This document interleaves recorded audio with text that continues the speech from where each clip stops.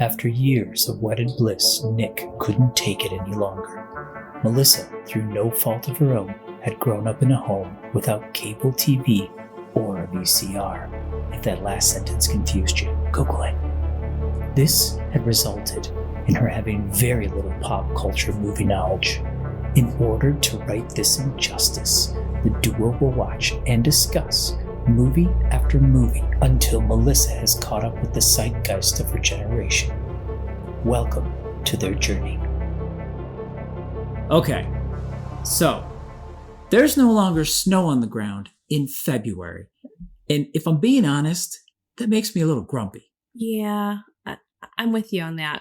Like, it's not, I love that it wasn't cold today because we were outside a lot today. So that was nice. Today was beautiful. It was beautiful, but it's not winter. I know. Where's this cross-country skiing with this new hobby I'm supposed to embrace? It's going to be hard. It'll be very muddy to do if the weather keeps up like this. Indeed. Wow. Okay. Sorry. I had a little bit of grumpiness there. Do you know what we're watching today? No. Does it have anything to do with snow in February?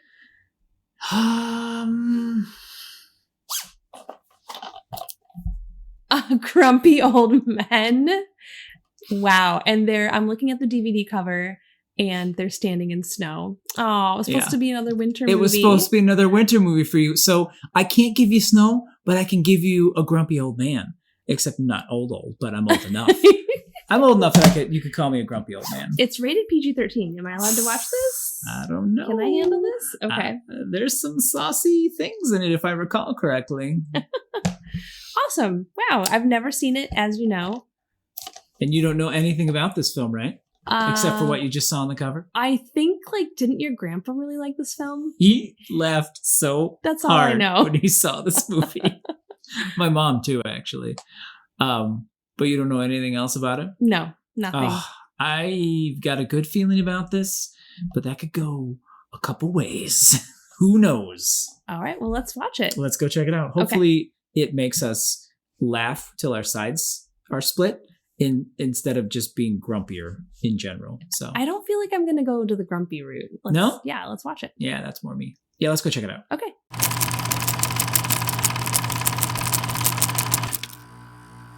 Well, I had no idea. Right. I had no idea it was so good. I know. I'm so pleasantly surprised. Yes, I was very excited to show you this one. I think you can very clearly see why now. It's so sweet. Oh, yeah. I didn't know it was going to be so, tenderhearted. It's got it all. It's got it all. It's got it all. It's got snarky jokes. It's got slapstick comedy. Pranks. It's got lots of pranks. I really like pranks. Pranks are fun. Being a prankster myself, I appreciate it. I'm trying to think of the last prank you pulled on me.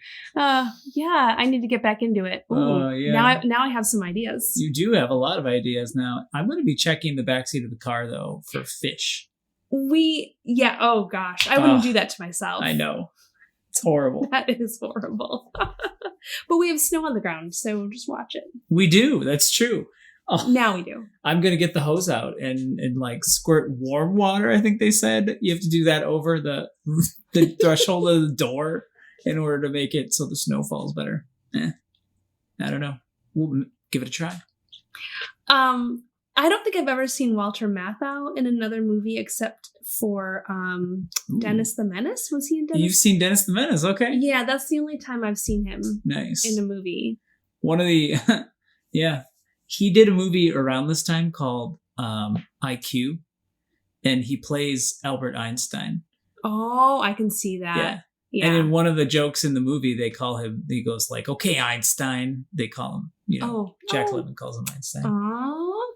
Yeah. Love little Easter eggs like that. It's such a fun movie. You want to give us a quick summary before we get too far? Sure. Yeah. Well, there's these two older men, retirees. They are older, yes. They live next door to each other and they hate each other's guts. They sure do. And so they kind of try to poke at each other a lot. And they're in this neighborhood in Minnesota. It's snowy. And every morning they're, Jack Lemmon is digging his car out of the snow to be able to go fishing.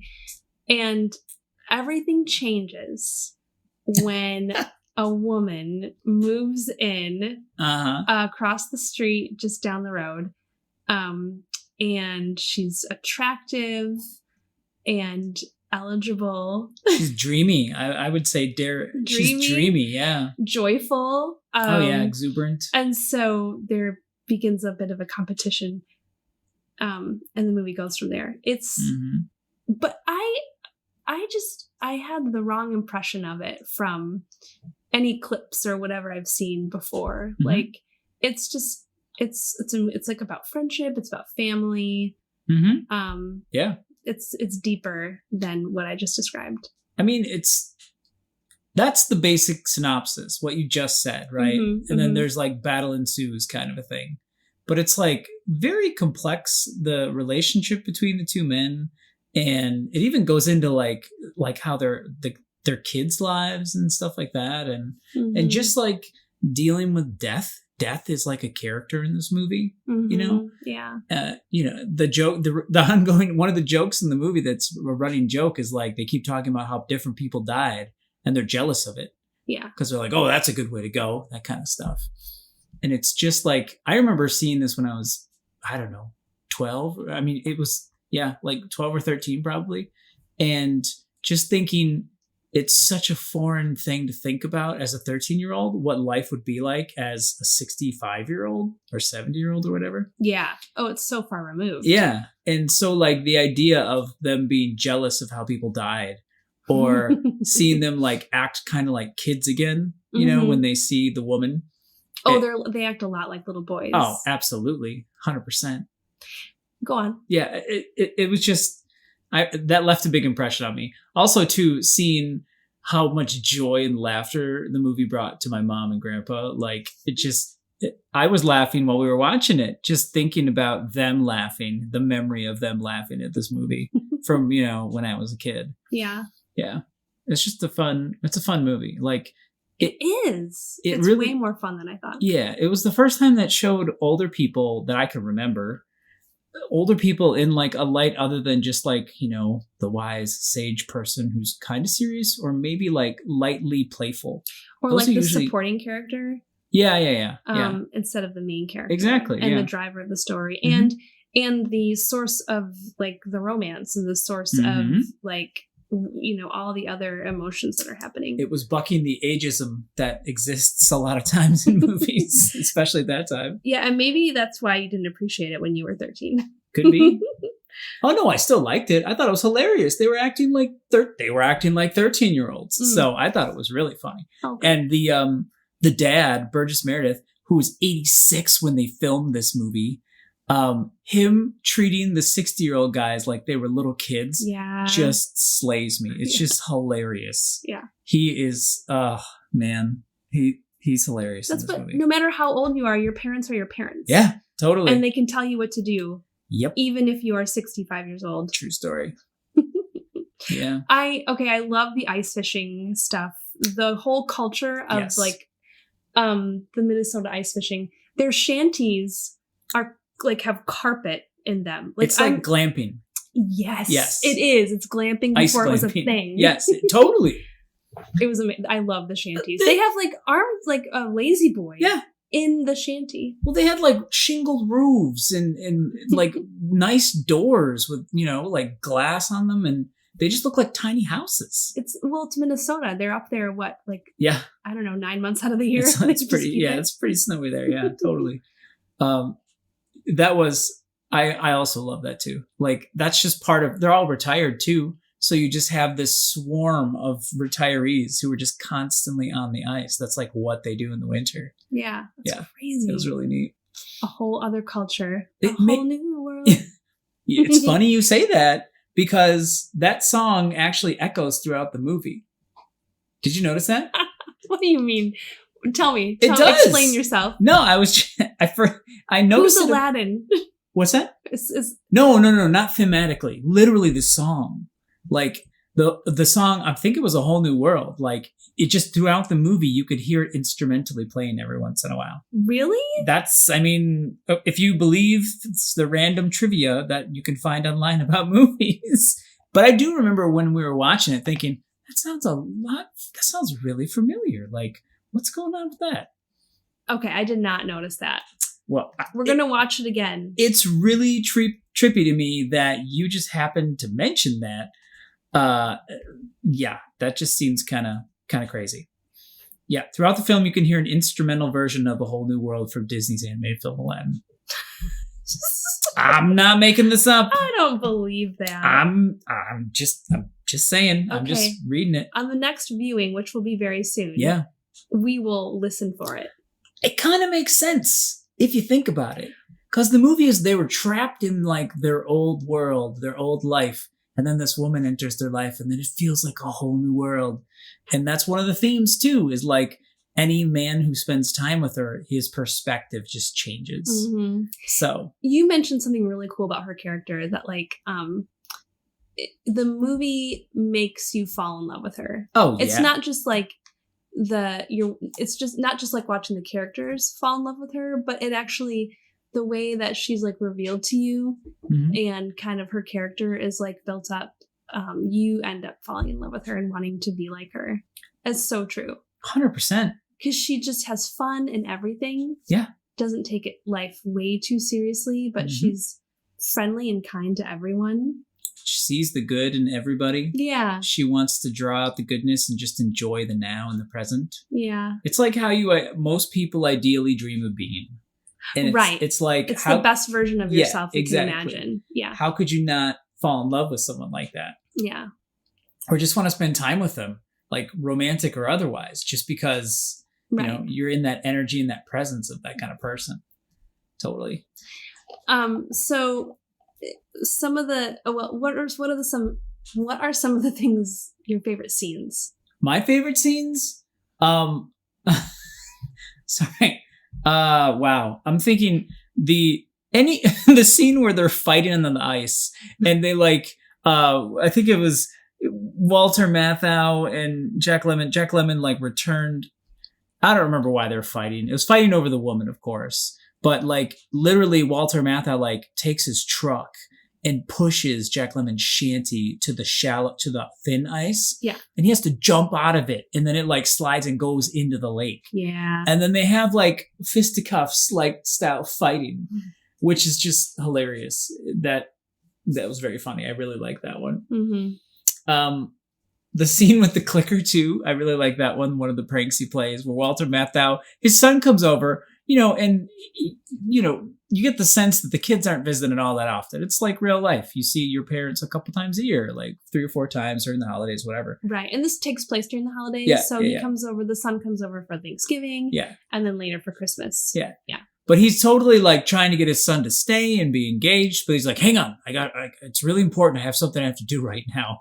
And it was like the lottery numbers were coming on. Yes, and he took his clicker out and he just uses the clicker through the like alleyway between them to change the station. And what is a clicker for those who don't know? I'm sorry. Because not everyone knows what a clicker is. The clicker is what we used to call remote controls, remote controller for your television. And we called it the clicker because it literally made a clicking sound when it would go. Yeah. So, wow, I miss clickers. You do?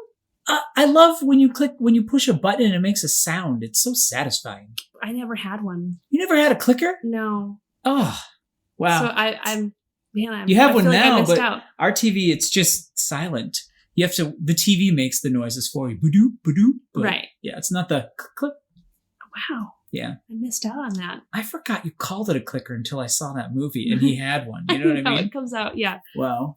So he's standing in his window and he's watching. Through the window, he can see Jack Lemmon. Yeah. He's sitting with his TV dinner. Yep. And his lottery numbers, and he's watching the numbers come up, and he's like, has his reader glasses on. He's trying to do it. And then Walter Matthau keeps changing the TV station. Right when they're about to show the numbers for the lottery. It's classic. So his son is seeing all this. Yeah. But there's like a relationship between the son and Jack Lemmon's daughter. Yes. Who is played by Daryl Hannah. Yes. Who also was Ayla in Clan of the Cave Bear. Oh my wow nerd. Yes, I guess. That's a movie I have not seen. So. Ooh, that's going on my list. Is that going on your list? Yes, okay. it is. All right. You have to read the book first, though. Oh, it might be a while then. We'll see. You have until 2 months from now. 2 months. I need like 2 years to read a book. So Daryl Hannah is Jack Lemmon's daughter, Mm-hmm. and she's married but unhappy, and she's kind of floating the idea of a divorce. She has one of the classic jerk actors, too, as her husband. Yeah, wait. I don't remember who he was in Happy Gilmore. He was Shooter McGavin. Oh. But he has been, I can't remember his name, but he is just the guy. He's like the 90s bad guy. Like in the 80s, there was the guy from Real Science and Ghostbusters and Die Hard. Yeah. He's just the 80s jerk guy. Oh, Christopher McDonald. That's who it is. Okay. But anyway, just great at being a smarmy guy. Yeah. So smarmy. Anyway, sorry. So Daryl Hannah is unhappily married. Yes. And then Walter Matthau's son, it turns out it's kind of like in a conversation, he's always had a crush on her. And, he comes by to visit more, and he brings over broccoli to pretend that it's mistletoe on Christmas. Yeah. And her husband is there, so it's awkward. Super. Yeah. Kevin Pollak, he keeps showing up in movies we're watching. I don't know if you've noticed that. How can I not notice? Yeah. I really like him. Yeah, he's a great actor. Yeah. You know who he reminds me of? Who? Larry from Perfect Strangers. Oh, yeah, the straight-laced one, right? Yeah, Balky. Yeah. Wow. Okay. Yeah. Interesting. So I keep getting... You keep, like, in your mind, reversing it? Cool. Yeah. What were some of your favorite scenes? The dad, those ones are always my favorite too when he's talking. But yeah, what about you? Oh gosh. One scene that's like really memorable, I'm not going to say it's my favorite, but sure, is when Jack Lemmon is walking home from the bar. Mm-hmm. At the end, it's closer to the end, and he was there talking to Walter Matthau. Yeah. And he realizes that he really likes the woman. I don't remember what her name is. And that it's worth it's Ann-Margret. Ann-Margret. That's her real name. Oh. Ariel. Which is funny because Ariel. Oh my gosh. That's also the Little Mermaid. So I don't know what's up with all the Disney stuff. Conspiracy. Yeah. So he's walking home with this realization that he wants to kind of go for it, I think, after his talk with Walter at the bar. But he has a heart attack in the snow. And then Walter Matthau is then walking home, and he sees him. And finally, all the years of just like fighting and just biting at each other just totally fall from his shoulders. And he just like jumps in to help. And he's like concerned.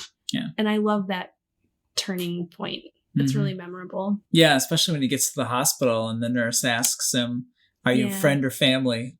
And he just like freezes. He freezes. Yeah, he freezes. He doesn't know what to say. And then he does finally say, friend, I'm his friend. Yeah. And it's like almost like he hasn't said it out loud in 50 years. Yeah. And so it's almost like he can't say that word. And it's like awkward coming out. Yeah, that was a really memorable turning point there. And that's beautiful. It is. What are you laughing about? I'm laughing because I just remembered in the fight scene between the two old men, he pushes Jack Lemmon onto a snowman where there's fish in it, and he picks one up like it's a dagger, and he tries to stab him with the fish. Yes, he does. Oh, man. I laughed a lot while we were watching that movie. Oh, I also loved, there was one point where earlier in the movie, the bartender of the bar that they walk to, it's in their neighborhood. No, there's a bar they can walk to, and then there's a bait and tackle. Yeah, it's like place. the general store type thing. Yeah. Yeah. And the man who owns that, they know him, they see him every day. They're looking out their windows and they see him going into Ariel's house. Yes. What? And so the next day they just like drive as fast as they can and like go in and they're like, grilling him with questions about it. It's so great. But trying to be cool. Like, hi, good morning. Nonchalant. How are you? What happened last night? Yeah.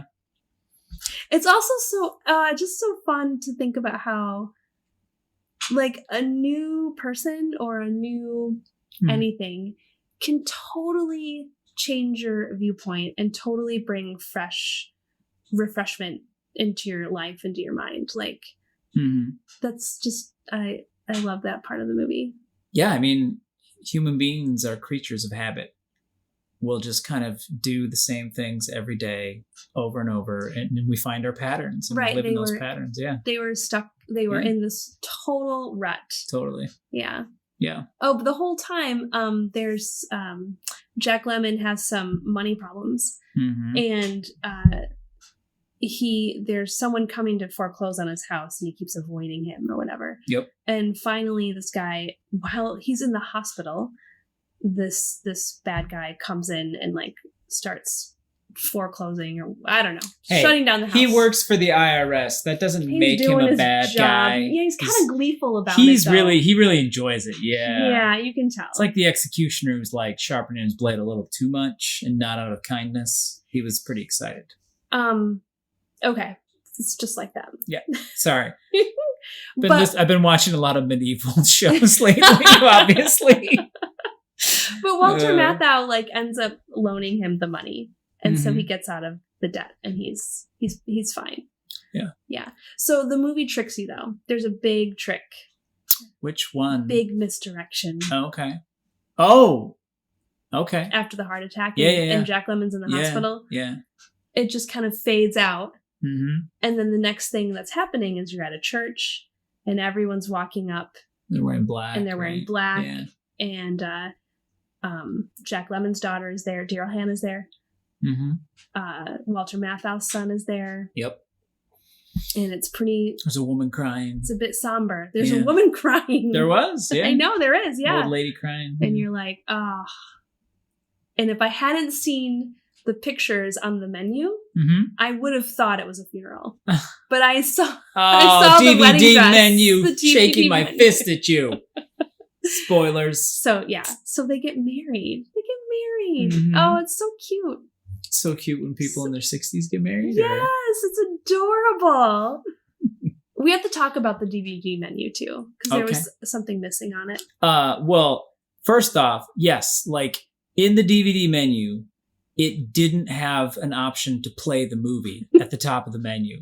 It was just like scenes, special features. I believe it was like taglines and then previews or something like that. I'm looking for who made the DVD menu, but it's not on the. It was very unsatisfying. I did notice though in the second machine we used to watch it, I looked at it later and it autoplayed. So it was designed to autoplay, and the first time what we were using the first time just didn't autoplay it. So I'm torn. I get it, but it still feels like a pretty big oversight. It's like having a car. It's like the first time I saw a Tesla. I was like, how do you open this thing? How do you open the door? There was no lock. There was no key. Like the doors were flat. And I was like, there's no hand. Oh, what's going on? Like, it's kind of like that. It's designed to just magically do it. But if you don't know about the magic, you get pretty upset. But, yeah. That's a true story, by the way. The first time I saw a Tesla. Yeah. I remember. It took you a while to open it up. Took me a while to open it up. It sure did. Wow. Memories. They're fun sometimes. Do you think this one holds up well? Oh man, yes. Yeah. Me too. I mean, the fact that it feels very 90s to me like fits because just they're older people, so I don't know. The 90s are starting to feel like a long time away. Yeah, I definitely think that movie holds up. The pranks are so fun. Yeah, totally. Yeah.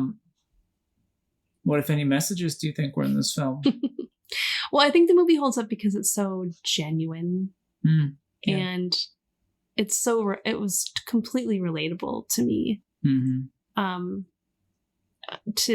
And so I think the message is to kind of break out of the rut and embrace something different and joyful. Yeah. And to not take like advantage, or what am I trying to say? Not like, oh my gosh, I totally cannot think of the word. But don't become so used to your everyday life. Yeah. Do you know what I'm trying to say? I do. I'm like not getting the words out. Like, find your joy, keep the wonder in life, you know, like don't be trapped in, like, I think you said it well. It's like, don't get trapped in a rut, basically. Yeah, and don't take life for granted. That's what I was thinking. Yeah, because every day is a gift. You don't know what's going to happen to you. It's also too, I think part of it for this movie too, like, is it's never too late. You know, a lot of your life you can feel like you're trapped in like whatever situation you're in, you know, like Jack Lemmon in his marriage, he didn't have a very happy marriage. And so he kind of just felt trapped in that, I think. And then it's never too late. Yeah. Aww. I know. It's kind of perfect for being around Valentine's Day. It was so romantic. So if you moved into town as a widower, what would it be like for you to move in across the street from these gentlemen? If you were, you know, imagine you were older. Oh. What would that experience have been like? I am kind of crazy. Yeah, I agree. Yeah, I relate to that a lot. Instead of snowmobiling, I love sledding. So I will sled until I cannot sled anymore. So you would have just been sledding down the street? Yeah, exactly. Nice. And screaming, woohoo! Nice. Yeah. And yeah, I'm always just up to crazy things in the yard, building things, gardening, and it's true. Yeah. So what's the craziest art you would have done? Because she did painting and she had a, what was it, like a 6-foot statue of her husband naked? Yes. Oh man. Oh wow. I've always wanted to make a life-size Plinko, like an enormous Plinko board to play. Wow. Do you remember Plinko from The Price is Right? Yes. Yeah. I do. And I'm just shocked right now because I've never heard you say this before.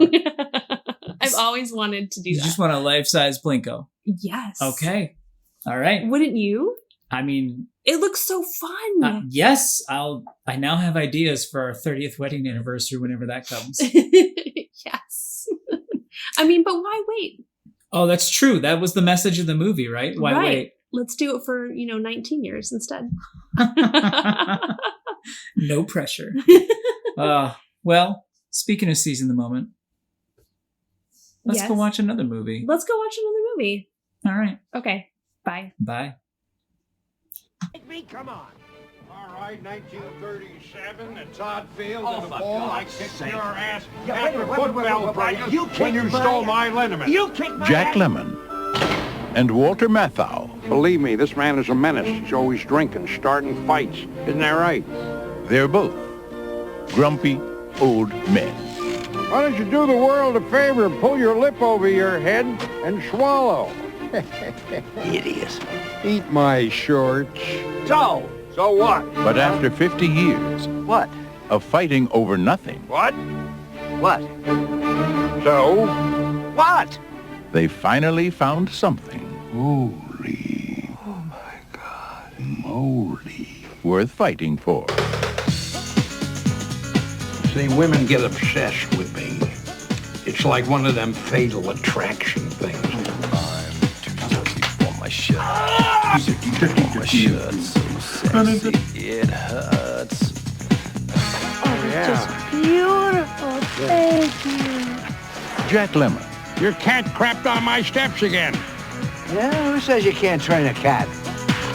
Walter Matthau. Why would a woman come over at 1:30 in the morning to see you? Just why do you think, bonehead? Oh, my God. Ann-Margret. John, when was the last time you made love? October 4th, 1978. Grumpy old men.